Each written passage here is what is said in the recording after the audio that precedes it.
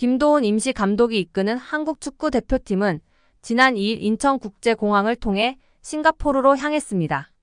대표팀 23명 중 주장 손흥민을 비롯한 16명이 출국했고 K리그 경기를 치른 최준과 황재원은 오늘 따로 출국할 예정입니다. 이강인, 홍현석, 하창래, 박용우, 조유민 등 해외파는 싱가포르 현지에서 합류합니다. 국제축구연맹 피파 랭킹 23위 한국은 오는 6일 저녁 9시 싱가포르 내셔널 스타디움에서 싱가포르와 2025 북중미 월드컵 아시아 2차 예선 C조 조별리그 5차전을 치릅니다. 이어 중국과 9일 오후 8시 서울 월드컵 경기장에서 6차전을 치를 예정입니다.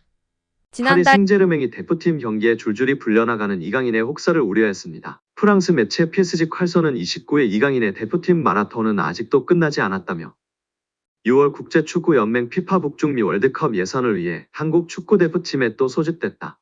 한 시즌에 대표팀 경기만 20경기를 치를 수 있다고 걱정했습니다. 매체는 이강인은 파리 생제르맹 첫 시즌 동안 모든 대회에서 36경기를 뛰어오고 5도움을 기록했다. 소속팀에서 2083분을 뛰는 동안 대표팀에서도 18경기 1352분을 소화했다. 6월 월드컵 예선 2경기를 추가하면 20경기까지 늘어날 수 있다고 설명했습니다. 이강인이 참 바쁜 한 해를 보냈습니다. 지난해 여름 스페인 마요르카를 떠나 파리 생제르맹에 합류한 이강인은 새로운 팀에 적응할 시간을 충분히 부여받지 못했습니다. 군복무 해결이라는 개인 커리어에 영향을 줄 부분을 위해 이적 직후 항저우 아시안게임에 출전해야 했습니다. 더구나 아시안게임 대표팀에 합류하기 전 프리시즌에서 부상을 입었던 터라 부담감이 한층 가중됐던 시기입니다. 이강인은 아시안게임에서 황선홍의 금메달 획득에 기여했습니다. 직후 A 대표팀으로 이동했습니다. 당시 대표팀을 이끌던 위르겐 클린스만 감독이 소집해 휴식을 취하지 못했습니다. 이 시기 여론도 이강인의 동시 차출을 우려했던 만큼 이강인의 혹사 걱정은 한국과 프랑스를 가리지 않았습니다. 이후에도 이강인은 계속 대표팀을 오갔습니다. 올해 초에는 아시아축구연맹 카타르 아시안컵까지 열린 터라 대표팀 차출 횟수는 더욱 늘 수밖에 없었습니다. 아시안컵에서도 대표팀이 연장 혈투를 반복한 터라 이강인의 출전 시간은 대폭 증가했습니다. 이어 펀보 이강인은 아시안컵을 마치고 파리 생제르맹으로 돌아가 부상으로 고생했습니다. 아시안컵 전후로 선발 입지에도 영향을 미쳤습니다. 후반기에는 확고했던 주전 상황에 변화가 생기면서 교체를 오가는 시간이 늘었습니다. 특히 파리 생제르맹이 중요하게 여긴 유럽 축구 연맹 챔피언스리그 준결승에서는 모두 교체 출전이었고 시즌 마지막 경기였던 쿠프 드 프랑스 FA컵 결승전도 5분 출전에 그쳤습니다. PSG 컬처는 대표팀 차출을 배경으로 들었는데요. 매체는 프랑스 주장인 킬리안 음바페의 올 시즌 대표팀 출전은 7경기였다고 이강인이 3배 이상 더 출전한 부분을 주목했습니다. 물론 음바페도 올여름 유로 2024에 출전하지만 이강인은 시즌 내내 유럽과 아시아를 오가며 소화한 기록이라 소속팀에 온전히 집중하기 어려웠던 점을 살펴야 합니다. PSG 컬처도 이강인은 아시안게임에서 5경기, 아시안컵에서도 6경기에 나섰다.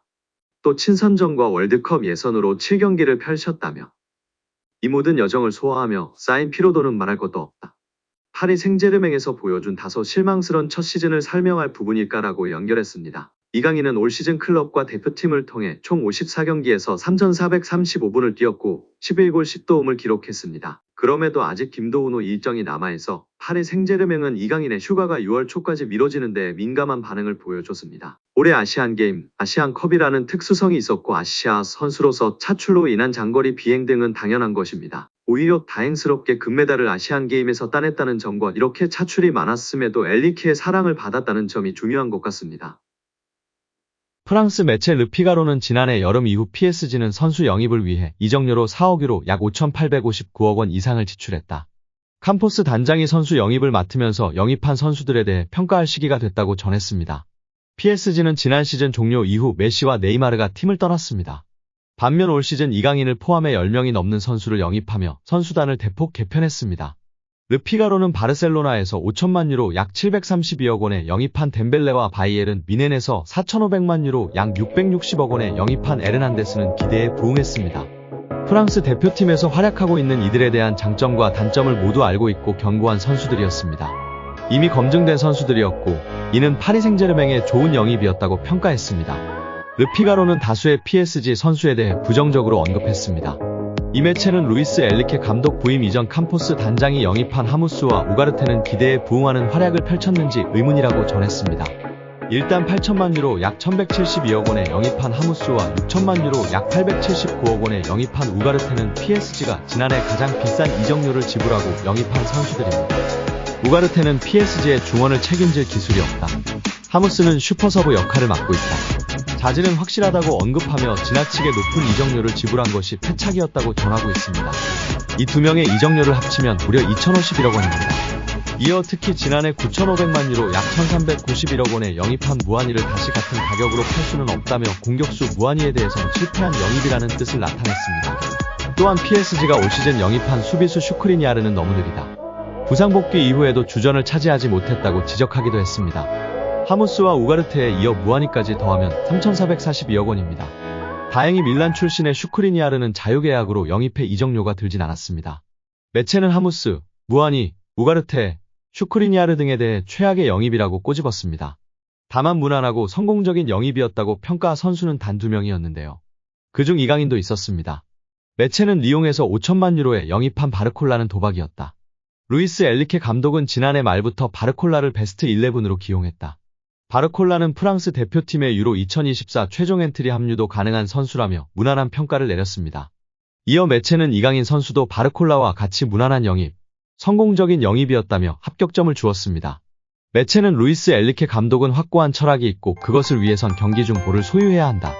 이강인은 음바페만큼 많은 유니폼을 판매할 수 있는 장점도 있다. 볼을 소유할 줄 아는 선수였다. 이강인은 확실히 유용한 선수였다는 뜻을 나타냈습니다. 킬리안 음바페가 이번 시즌을 끝으로 떠난다고 이미 공언한 가운데 이강인 중심의 공격이 충분히 파괴력을 갖췄다는 걸 보여줬습니다. 리그 최종전에서 오른쪽 윙포워드로 선발 출전한 이강인이 맹활약을 펼쳤습니다. 팀 내 비중을 높여주며 팀 공격을 이끄는 역할을 부여받은 이강인은 한 골 1도움으로 자신의 능력을 입증했습니다. 음바페 이후 코어는 나라며 무력 시위를 한 것만 같았는데요. 루이스 엘리케 감독은 이번 시즌 중요한 대목마다 음바페와 잘 어울리는 공격진을 갖추기 위해 고심했는데요. 그 결론은 스피드와 드리블 능력이 좋은 선수를 대거 배치한다는 방향으로 도출되곤 했습니다. 그래서 이강인 대신 윙어 브래들리 바르콜라가 선발로 뛰는 경우를 볼 수 있었습니다. 하지만 다음 시즌은 음바페 없이 새로운 선발 조합을 만들어내야 하는데 이강인은 팀의 중심에 설 자격이 충분하다는 걸 보여줬습니다. 2019 U20 월드컵에 2살 어린 나이에 참가했음에도 불구하고 매 경기 양상을 좌지우지하며 MVP를 수상했던 모습을 프로에서도 재현할 수 있다는 걸 마요르카 시절 보여준 바 있습니다. PSG에서도 이강인의 역량을 극대화하면서 신체 능력과 파괴력 갖춘 선수들과 조합하는 게 플랜 A로 떠오를 수 있는 가능성이 보인 것이 고무적이라는 평가입니다. PSG는 이미 공격과 중원의 23세 이강인뿐 아니라 23세 마누엘 우가르테, 22세 바르콜라, 18세 워렌 자이르 에메리 등 여러 유망주를 확보해뒀습니다. 이들 중 누가 장기적으로 PSG의 핵심 멤버가 될지 가리는 싸움이 프리시즌부터 다음 시즌 초반까지 진행될 것으로 보이는데요. 포스트 음바페 시대의 주인공을 가리는 주전 경쟁의 서막이 열린 상황에서 이강인의 장점을 살릴 수 있는 전술과 역할을 부여받기를 바라봅니다.